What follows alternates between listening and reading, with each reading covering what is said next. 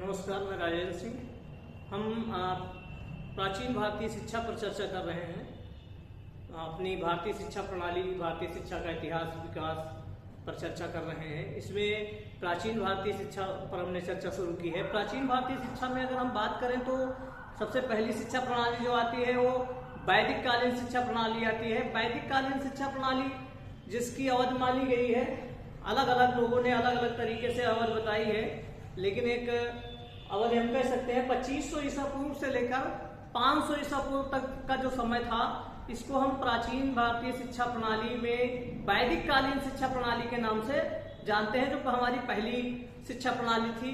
वैदिक कालीन शिक्षा प्रणाली इसको इसलिए कहा गया कि इस समय जो समाज था हमारा, वो वेदों के बताए हुए रास्ते पर चल रहा था। वेदों के अनुसार समाज का गठन हुआ था, बताए हुए रास्ते के अनुसार, इसलिए इसको वैदिक शिक्षा प्रणाली के नाम से हम जानते हैं। एक विद्वान थे जिसका नाम था F.W. थॉमस। F.W. थॉमस कहते हैं कि ऐसा कोई देश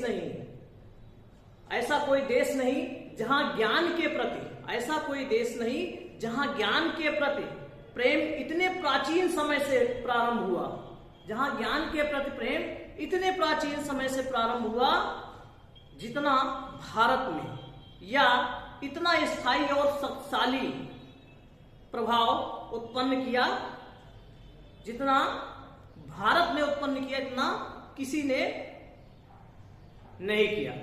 तो ये वैदिक कालीन शिक्षा प्रणाली के बारे में कथन था।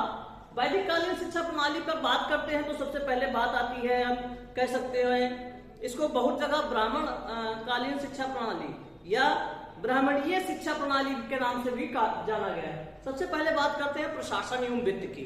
जब वैदिक कालीन शिक्षा प्रणाली में सबसे पहले बात करते हैं, वहां का प्रशासन क्या था? एडमिनिस्ट्रेशन एंड फाइनेंस, प्रशासन और वित्त की व्यवस्था क्या थी वैदिक पीरियड में। तो प्रशासन एवं वित्त की जब हम चर्चा करते हैं तो सबसे पहले बात करते हैं कि जो शिक्षा थी ये राज्य के नियंत्रण से मुक्त थी। शिक्षा जो थी उस समय राज्य के नियंत्रण से मुक्त थी। शिक्षा पर राजाओं का, स्थानीय शासकों का कोई नियंत्रण नहीं था। यह गुरुओं के व्यक्तिगत नियंत्रण में थी। गुरुओं के नियंत्रण में गुरु जो होते थे वो अपने विद्यालयों के स्वयं निर्णायक होते थे। जो सारी चीजें गुरुओं द्वारा ही वहां संचालित होती थी, तो राज्य का कोई नियंत्रण नहीं था। ये पहली बात थी प्रशासन एवं वित्त में। दूसरी बात थी कि निःशुल्क शिक्षा। वैदिक पीरियड शिक्षा की सबसे बड़ी चीज ये थी, बड़ी विशेषता ये भी थी कि शिक्षा पूर्ण रूप से निःशुल्क थी। यहाँ पर किसी भी प्रकार के कोई शुल्क नहीं लिया जाता था। बच्चे के, विद्यार्थियों के रहने के, खाने की, कपड़े की सारी व्यवस्था पूर्णतया निःशुल्क थी। किसी भी प्रकार का कोई शुल्क नहीं लिया जाता था। ये वैदिक पीरियड की फ्री थी, एकदम से फ्री थी। किसी भी प्रकार का कोई कॉस्ट नहीं था, ठीक, किसी भी प्रकार की कोई फीस नहीं थी। तो आवास की व्यवस्था, भोजन की व्यवस्था, रहने की व्यवस्था, पठन पाठन की व्यवस्था गुरु स्वयं करते थे। और जब शिक्षा पूरी हो जाती थी तो जो शिष्य होते थे अपनी सामर्थ्य के अनुसार गुरु दक्षिणा देते थे। तो पहली बात, शिक्षा राज्य के नियंत्रण से मुक्त। दूसरी बात, फ्री एजुकेशन यानी कि निःशुल्क शिक्षा।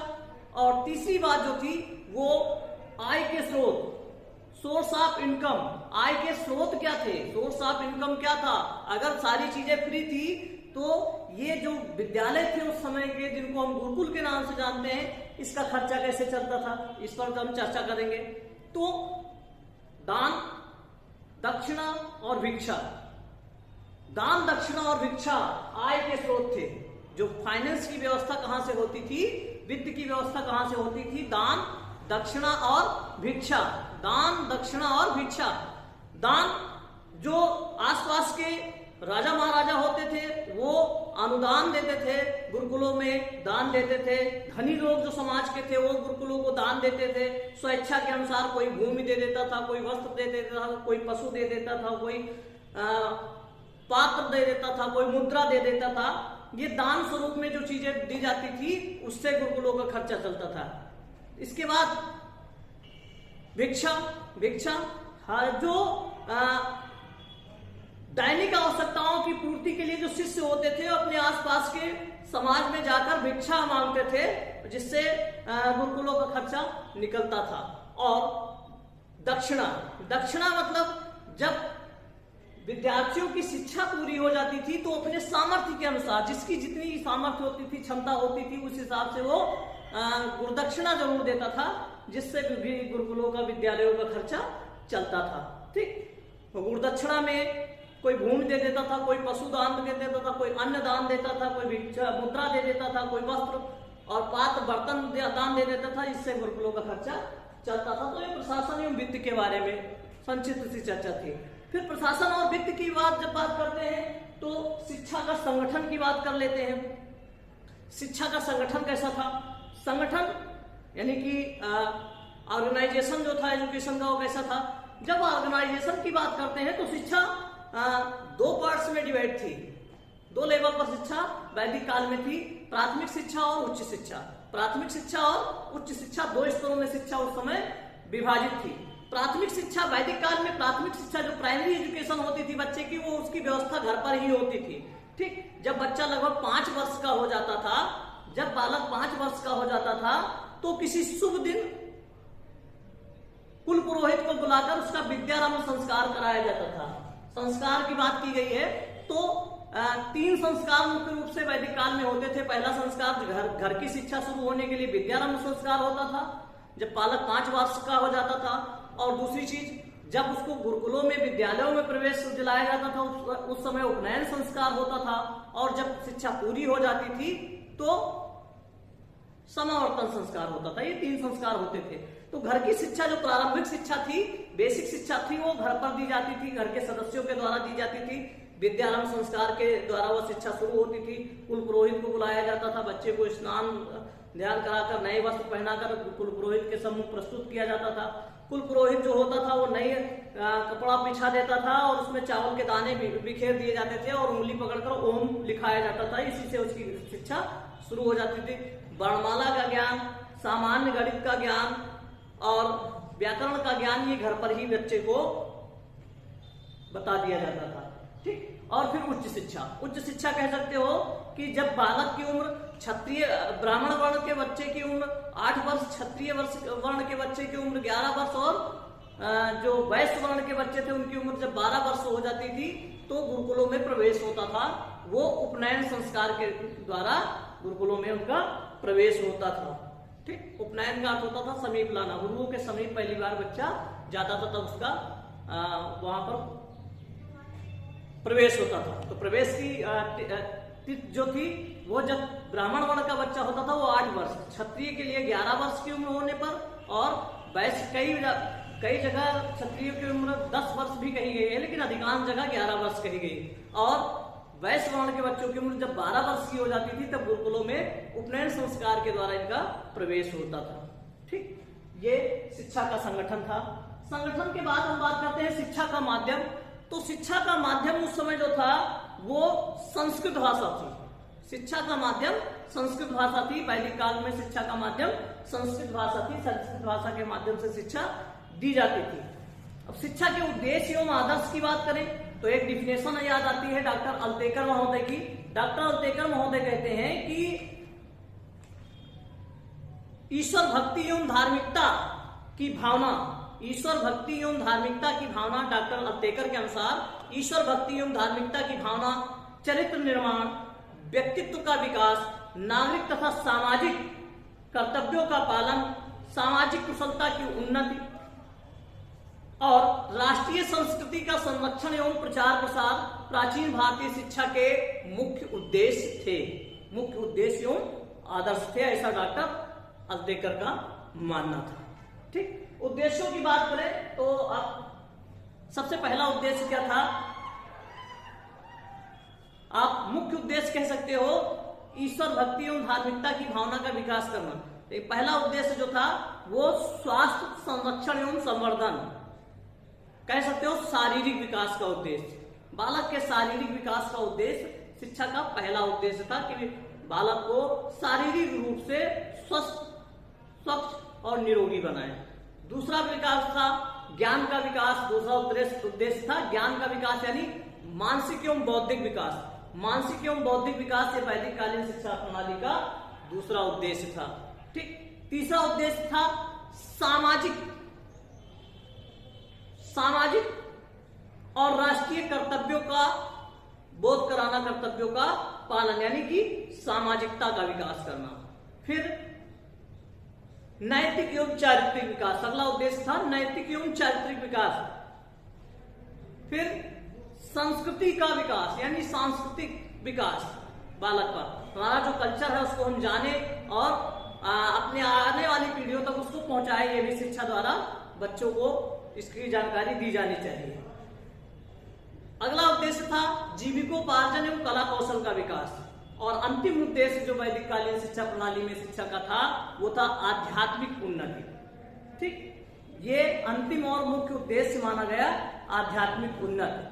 ठीक, मनुष्य को बाह्य और आंतरिक रूप से पवित्र बनाकर उसके चरम लक्ष्य यानी मोक्ष की प्राप्ति की ओर बढ़ाना ही आध्यात्मिक उन्नति कहा गया।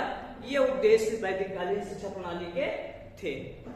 तो पहला शारीरिक विकास का उद्देश्य, दूसरा मानसिक एवं बौद्धिक विकास का उद्देश्य, तीसरा नैतिक एवं चारित्रिक विकास का उद्देश्य, चौथा सामाजिक विकास का उद्देश्य, पांचवा सांस्कृतिक विकास का उद्देश्य, छठा जीविकोपार्जन एवं कला कौशल के विकास का उद्देश्य और सातवां आध्यात्मिक उन्नति या मोक्ष की प्राप्ति। ये वैदिक कालीन शिक्षा के प्रमुख उद्देश्यों में थे। फिर बात करते हैं वैदिक कालीन शिक्षा की पाठचर्या। पाठचर्या की जब हम बात करते हैं तो अपरा और परा, अपरा और परा, अपरा और परा। अपरा मतलब भौतिक और परा मतलब आध्यात्मिक, भौतिक और आध्यात्मिक। पाठचर्या को दो भागों में बांट दिया गया था, भौतिक और आध्यात्मिक। वैदिक कालीन शिक्षा प्रणाली में पाठचर्या को दो भागों में बांटा गया, भौतिक यानी अपरा और आध्यात्मिक यानी परा। भौतिक के अंतर्गत व्याकरण, भाषा, अंकशास्त्र, गणित, पशुपालन, कला, संगीत, कौशल, कौशल में आपके कताई, बुनाई, रंगाई, काष्ठ कला, शिल्प कला, अर्थशास्त्र, राजनीति शास्त्र, इतिहास, प्राणी शास्त्र, तर्कशास्त्र, ज्योतिर्विज्ञान, आयुर्विज्ञान, ये सब शिक्षा जो थी वो भौतिक शिक्षा की पाठचर्या के ये पाठचर्या भौतिक के अंतर्गत आती थी। भौतिक पाठचर्या के अंतर्गत इन विषयों को रखा गया था। और परा यानी आध्यात्मिक पाठचर्या के अंतर्गत साहित्य, वैदिक साहित्य जो वेद, पुराण, वेदांग, उपनिषद, धर्मशास्त्र, नीति शास्त्र ये सब थे, ये आध्यात्मिक पाठचर्या यानी कि परा पाठचर्या के अंतर्गत आते थे। धर्म अनुकूल आचरण करना, यज्ञ करना, पूजन करना, संध्या वंदन करना, ये सब चीजें परा यानी आध्यात्मिक पाठचर्या के अंतर्गत सम्मिलित थी। फिर शिक्षण विधियों की बात की जाए, हम आ जाते हैं वैदिक काल में शिक्षण विधियां। जब शिक्षण विधियों की बात करते हैं तो हर बालक की, प्रत्येक बालक की सबसे प्रमुख विधि क्या होती है? अनुकरण विधि।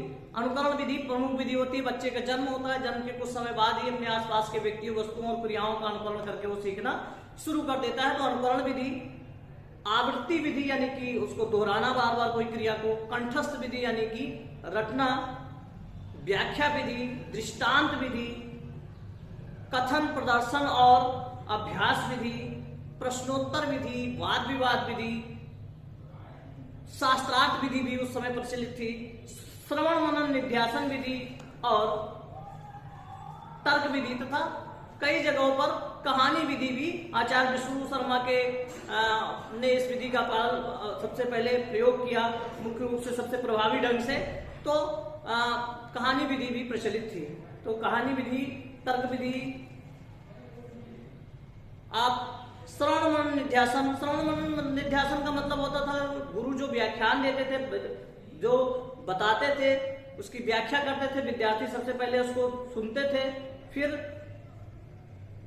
उस पर मनन करते थे, चिंतन करते थे और फिर सही क्या है उसको पकड़कर अपने व्यवहार में लाते थे, नियमित अभ्यास करते थे। ये श्रवण मनन निध्यासन विधि है।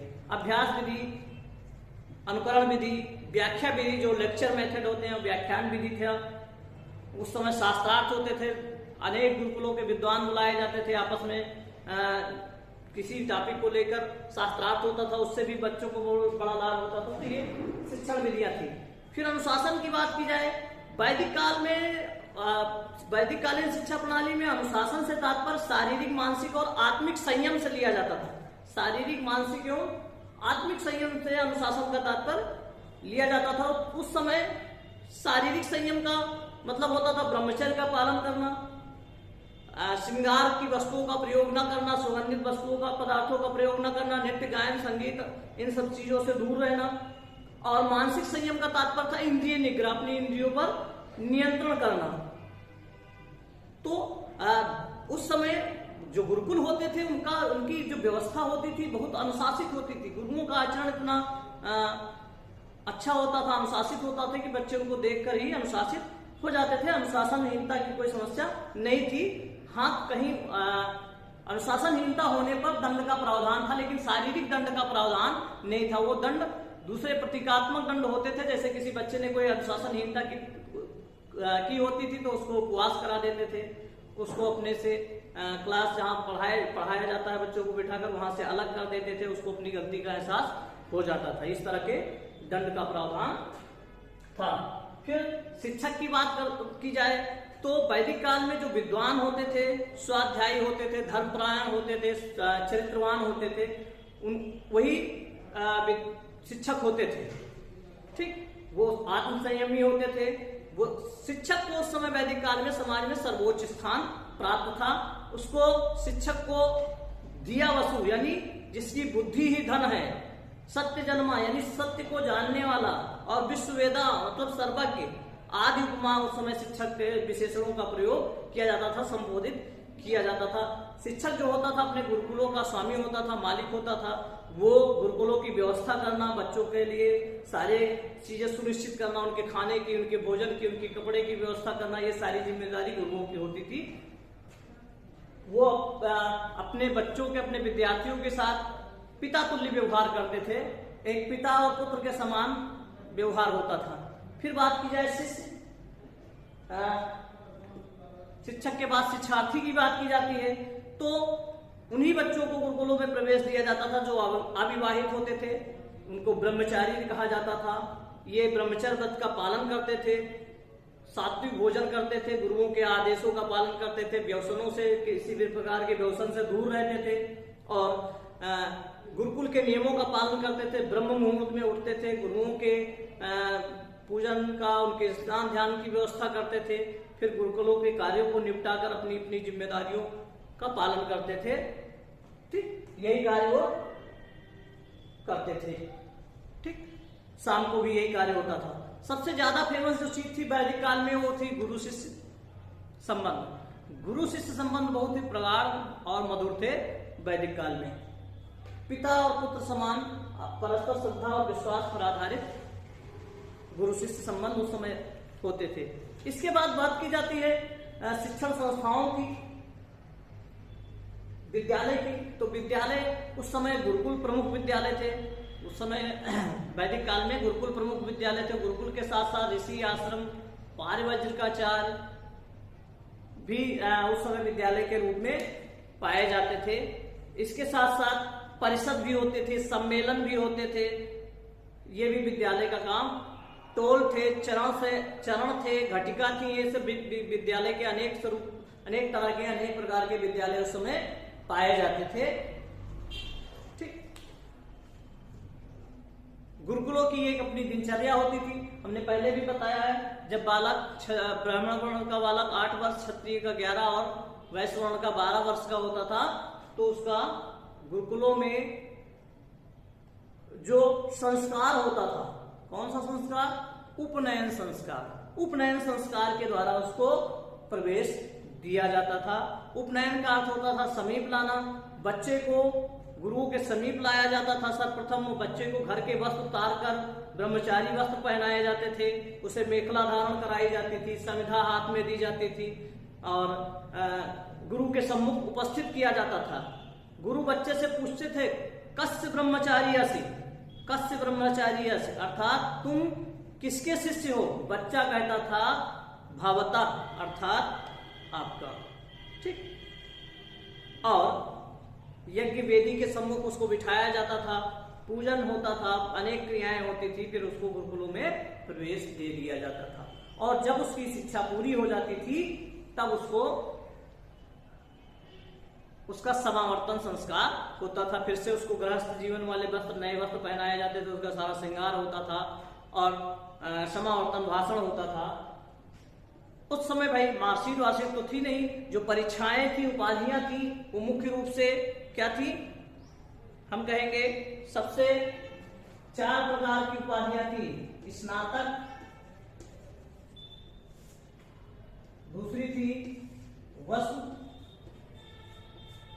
तीसरी थी रुद्र और चौथी उपाधि थी जो आदित्य। स्नातक, वसु, रुद्र और आदित्य। जो 12 वर्ष का अध्ययन कर लेता था और एक वेद अथवा एक वेद का ज्ञाता हो जाता था उसको स्नातक कहा जाता था। जो 24 वर्ष का अध्ययन कर लेता था और 2 वेदों का ज्ञाता हो जाता था, 12 वर्ष 1 वेद, ठीक, 24 वर्ष 2 वेद, 36 वर्ष 3 वेद और 48 वर्ष 4 वेद। तो जो 12 वर्ष का अध्ययन कर लेता था, एक वेद का ज्ञाता हो जाता था, उसको स्नातक कहा जाता था। जो 24 वर्ष का अध्ययन कर लेता था, अर्थात किन्हीं 2 वेदों का अध्ययन पूरा कर लेता था, उसको वसु कहा जाता था। जो 36 वर्ष का अध्ययन करता था और अर्थात किन्हीं 3 वेदों का ज्ञाता हो जाता था, उसको रुद्र कहा जाता था। और जो 4 वेदों का अध्ययन कर लेता था, अर्थात 48 वर्ष का अध्ययन करके 4 वेदों का ज्ञाता हो जाता था, उसको आदित्य कहा जाता था। ये उपाधियां वैदिक काल में दी जाती थी। ये आपका शिक्षा की उपाधियां थी जो उत्तीर्ण होने पर दी जाती थी, ठीक। इसके साथ साथ उस समय तक्षशिला सबसे फेमस, विश्व का सबसे पहला और सबसे प्राचीन विश्वविद्यालय तक्षशिला था। तक्षशिला गंधार राज्य की राजधानी थी, वहां स्थित था। कैकेयी, मिथिला, प्रयाग, काशी और कांची ये प्रमुख शिक्षा के केंद्रों में इनकी गिनती होती थी। तो ये वैदिक कालीन शिक्षा प्रणाली की एक संक्षिप्त सी चर्चा हमने आपके साथ की। आगे हम प्राचीन वैदिक काल में ही बौद्ध कालीन शिक्षा प्रणाली की चर्चा करेंगे। धन्यवाद।